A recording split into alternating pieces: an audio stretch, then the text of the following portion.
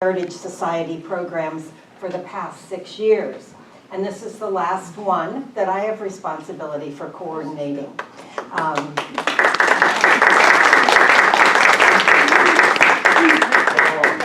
Don't clap.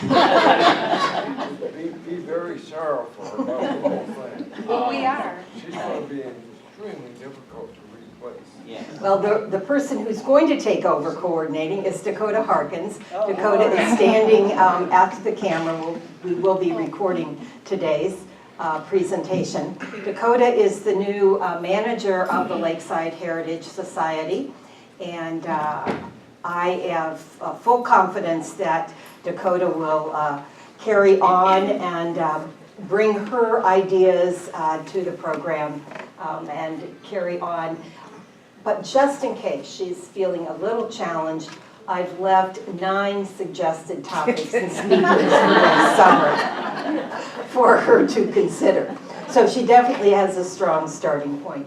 But I would invite all of you to please, if you have ideas of programs that you're interested in, even if you have no idea about a potential speaker, you just would like to hear about some particular topic, either a Lakeside topic or something to do with the Marblehead Peninsula, feel free to speak to Dakota about that, or if you know a speaker that you think would do a great job on a Sunday afternoon presentation, let Dakota know about that. Because it's amazing how quickly a summer passes and you think, oh, I did such a good job of identifying topics that appeal to people on Sunday afternoon, and then you start all over with 9 or 10 more Sundays for the following year. Now, one of the things we tried different this year was in the past, the Sunday afternoon presentation started at 2 p.m. It was my suggestion that we look at starting them a half an hour earlier. One reason was because 1:30 is the standard time for the afternoon lectures Monday through Friday. And then anyone who might come in from outside for Sunday morning and want to stay for the afternoon presentation currently has to leave by 3 o'clock. So if we did the program at 2 o'clock, they had a hard time getting out the gate by 3 o'clock. And some of the gate managers or personnel were a little more challenging than others. And the fear of being challenged at the gate was enough that people said, no, I'm not going to bother. But I'd like to just get a poll from those of you who are here this afternoon. Some of you are regulars, some of you are not. But would you say go back to the 2 o'clock starting time or stay with the 1:30 starting time? So I'm going to ask, vote one or the other, not at both. Got it? One or the other. So who would say stay with the 1:30 for next year, for another year? Okay, Dakota, there's your answer. Got it. Okay. I realize that for some people it's hard to go to church and take guests to the hotel for lunch, but in this case we're going to let majority rule, so it will continue for 1:30 next year. A reminder that Friday, Saturday, Sunday, Monday is the Lakeside Heritage Recycle Sale. It's that and the Memorial Day sale make up over 50% of the Heritage Society income for the year. So what I used to say is it pays my salary. Now I say it pays Dakota's salary. But do shop, and there is still an opportunity to donate if you wish to do that. Well, this afternoon's program, I didn't mince words when I called it Growing Old in Lakeside. And I further stipulated that my panelists had to be over the age of 85. Now, if you read the description of this in the Lakesider, I told their actual ages. I'm not going to do that today. If they want to tell you how old they are, that's totally up to them, but they all meet the criteria of having celebrated their 85th birthday. Now this came about because last year I had the idea of doing a Sunday afternoon program called Growing Up in Lakeside. And we had 3 panelists who had gone to school here, had gone through grade school, junior high, high school, played in Lakeside, had their year-round friends, and they had their summer friends, and they all worked in Lakeside, and it was a very popular afternoon. So when I was pondering this year's programs, I thought, well, that growing up in Lakeside was a really good program. Aha! Growing old in Lakeside is just a step beyond growing up in Lakeside. So there are many of you in this room who could be on this panel today. As I look out, there are and in fact, I did ask some women who said no, they wouldn't be on the panel. So I really appreciate Marilyn, because I didn't just want the male voice up here. But as they're talking, think about if we have time at the end, you will have an opportunity to ask them a question, or I will ask, are there other people from the audience who would like to share a reflection? And because there are so many of you who have indeed grown old in Lakeside, regardless of your chronological age, you've been coming for more than 20 years, I will share those names with Dakota, should she be interested in that, and we could have a growing old Part 2 and Part 3 and Part 4 for many successive years to this one. So I've given our panel a list of questions. I just said to them, I may not ask all of them. We may get so involved we don't get to all of them. They have not told me what they're going to say, and unless they have said something that I don't know about, they haven't talked with each other either. So all of us are going to be surprised at what each other says. One person said, do I have to only say positive things? I said, no. So we're going to be off to the races and hear what our three panelists, I am so grateful that each of them said yes to being a part of today's event. And because my mother used to say to me, I remember people's names based on where I know they live. Now, how that helped her, I don't know. But I have given you the address and a photo of the house where each of these people live. So most of you, I'm sure, know the yellow house on Kenton Row, but if you never knew, this is Marilyn Strickler, whose parents lived in that house for many years. And Marilyn visited them in the starting in the mid-1950s with her husband, and she eventually ended up living in that house. So that's Marilyn's. Bert Lom and his wife Evelyn is here in the blue jacket. They've been coming since the late 60s, but they bought their house in 1980. Bert was an architect and could see good things in the house despite the fact that it had no indoor plumbing in 1980. There is still an outhouse on his property and a hand well on the porch that still works. He demonstrated it to me this summer. And then Earl Menzel and his wife Marion is passed away, bought their house in 1976 on East 2nd Street. And so that's Earl's house before it was renovated this year by the new owner. Earl now lives at Otterbein North Shore.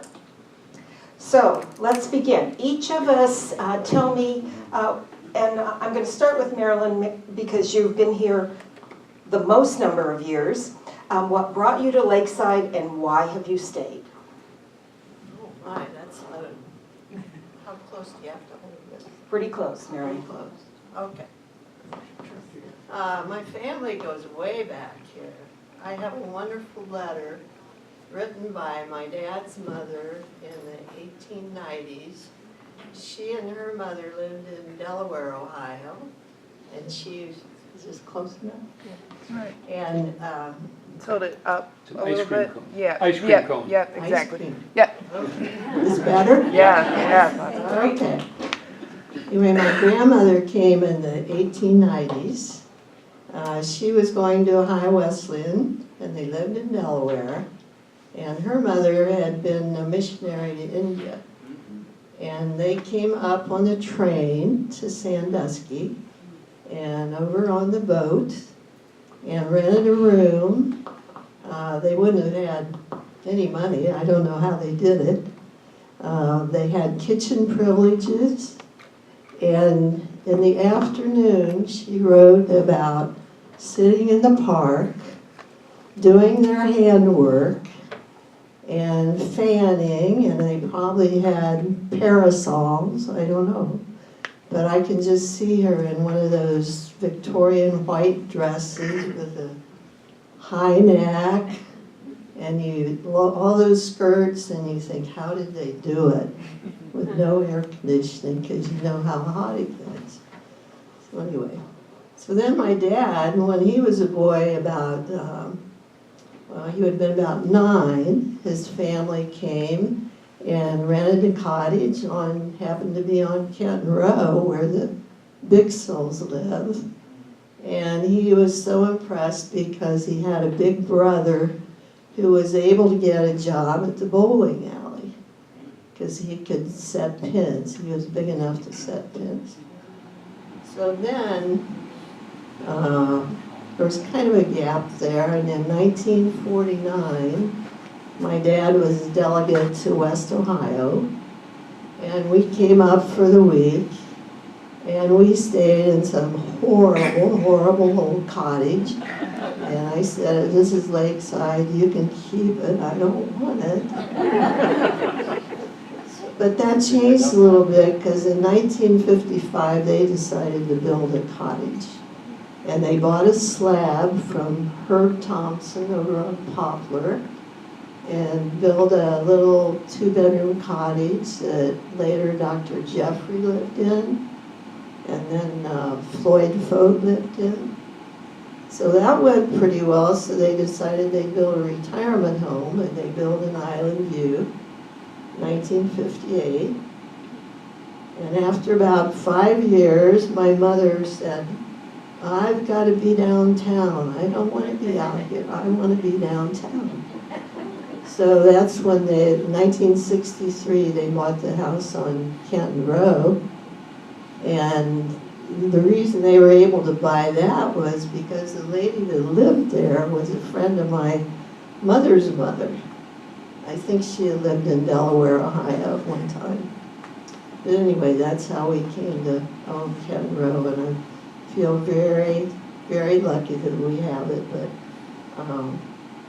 in 1955, when they built their first cottage, that was right after I had gotten married, and my husband and I came up that summer as newlyweds, and we stayed at the hotel, and we were on the lakefront side, and it was so cold, we just about froze. And this was in the summertime, but I think we had the end of a hurricane or something.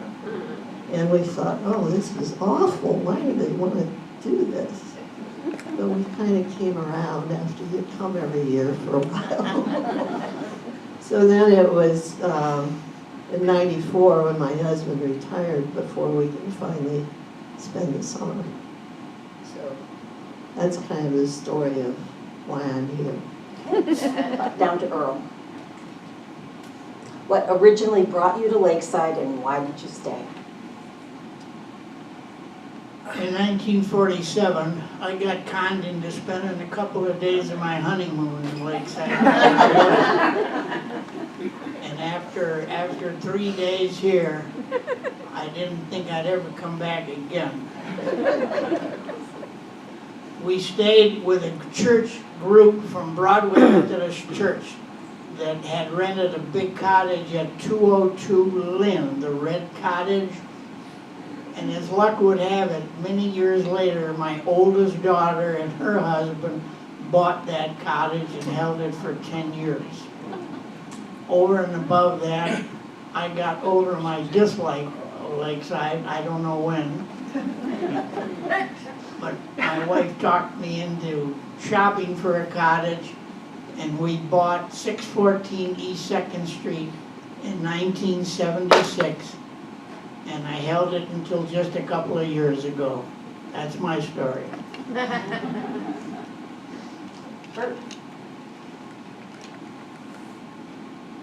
Back in the 1960s, High school. when our children were small, we became very friendly with a lady by the name of Benita Riddle, who was one of our neighbors.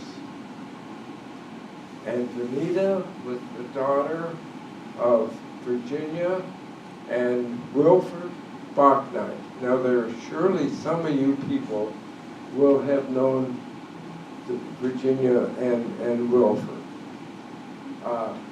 They invited us to bring the children and come to Lakeside. I think our youngest daughter was about 4 or 5 at the time. At that time, they owned the cottage on the corner of Oak and 3rd Street. I believe the address I wrote down is 311 Oak. And the cottage, 2-floor cottage next door to it.